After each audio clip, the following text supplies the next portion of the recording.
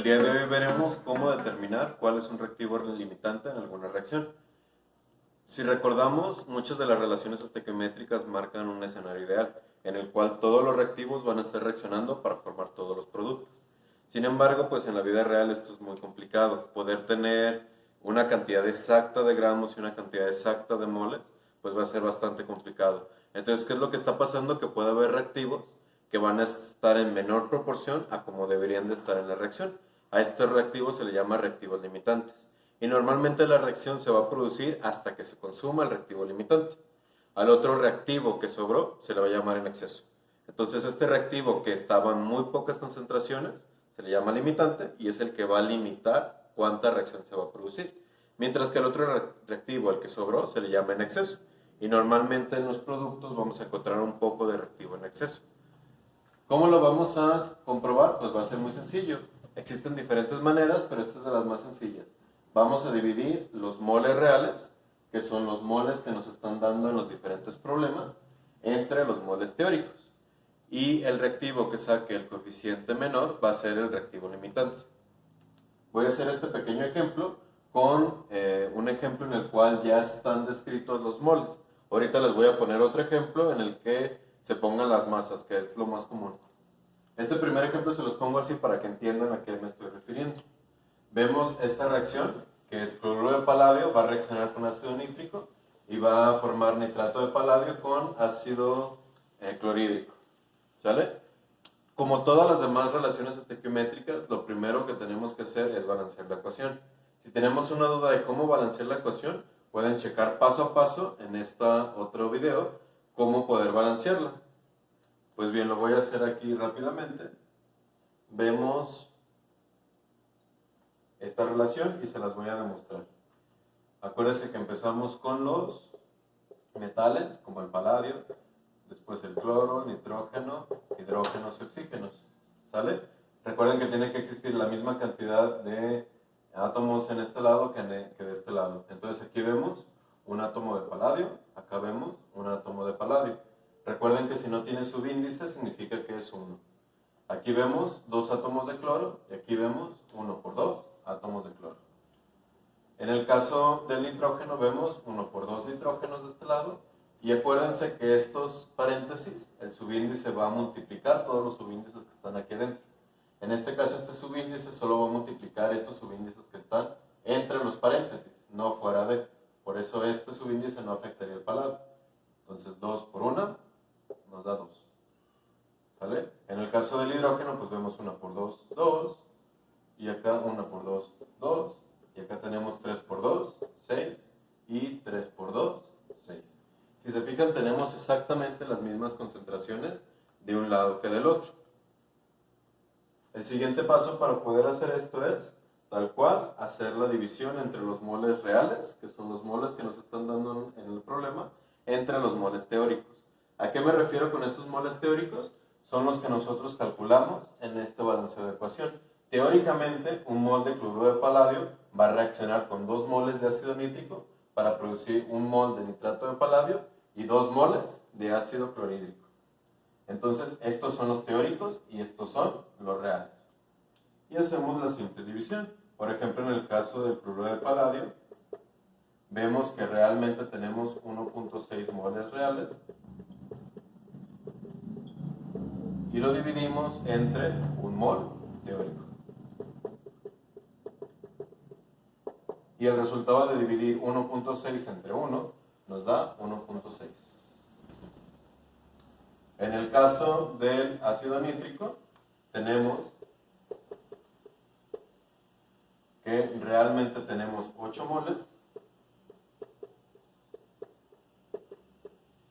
y lo tenemos que dividir entre los moles teóricos, que son 2.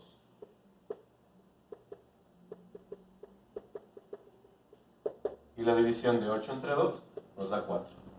Si se fijan, este fue el reactivo que tuvo un coeficiente menor. Por lo tanto, sabemos que hay una concentración menor que queremos hacer reaccionar de este mol respecto al otro, de este compuesto respecto al otro.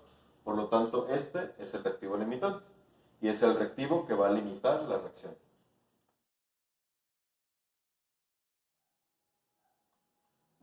Ahora les voy a poner un ejemplo que se van a estar utilizando las masas en lugar de los moles que les puse hace un momento.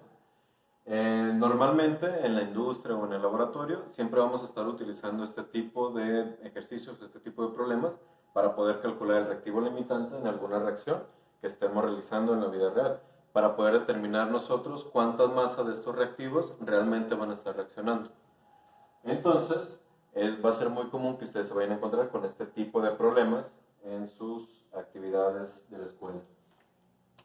Si recordamos, para poder calcular el reactivo limitante, tenemos que dividir los moles reales entre los moles teóricos. En este caso yo les pongo el ejemplo de que, el problema de que se añaden 273 gramos de cloruro de paladio y 162 gramos de ácido nítrico. Estamos utilizando la misma reacción de hace un momento. En este caso, recordemos que para poder calcular los moles teóricos necesitamos balancear la ecuación. Como ya la balanceamos hace un momento, pues no tiene mucho caso que volvamos a balancearla. Sin embargo, pues ustedes cuando lo vayan a tener que hacer, recuerden que el primer paso es balancear la ecuación. El siguiente paso es poder calcular los moles reales que estamos teniendo en nuestro problema. Para poderlos calcular necesitamos transformar esta masa en sus respectivos cantidades de moles. Para poder calcular esto, si alguien tiene alguna duda, puede ver este otro video en el que describo paso a paso cómo poder hacer este cálculo. Pues bien, recordemos que el número de moles es igual a la masa entre la masa molecular de los productos, o de la sustancia. En el caso del cloruro de paladio,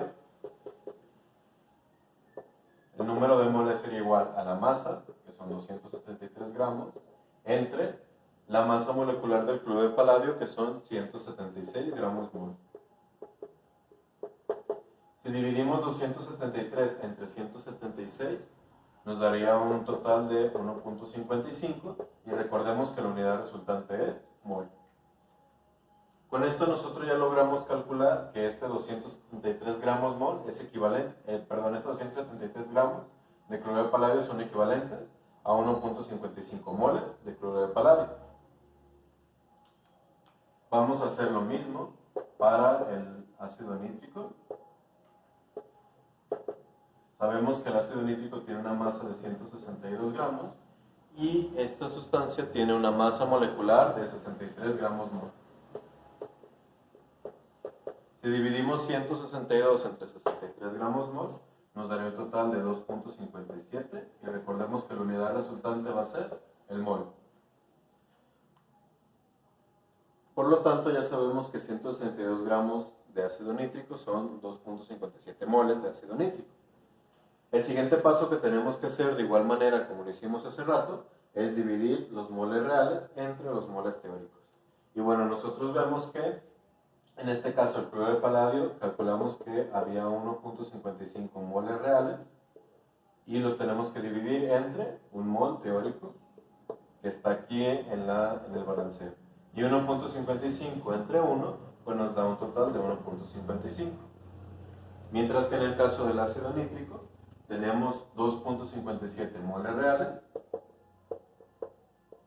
que los vamos a tener que dividir entre 2 moles teóricos. Y 2.57 entre 2 nos da un total de 1.285. Estas coeficientes no tienen unidades, dado que aquí se eliminarían los moles. Pues bien, vemos que el coeficiente más pequeño es 1.285. Por lo tanto, el reactivo limitante de este ejercicio sería el ácido nítrico. Espero que este tutorial haya sido de su ayuda y lo puedan aplicar en sus clases diarias cuando les pidan calcular cuál es el reactivo limitante en alguna reacción en particular. Hasta la próxima.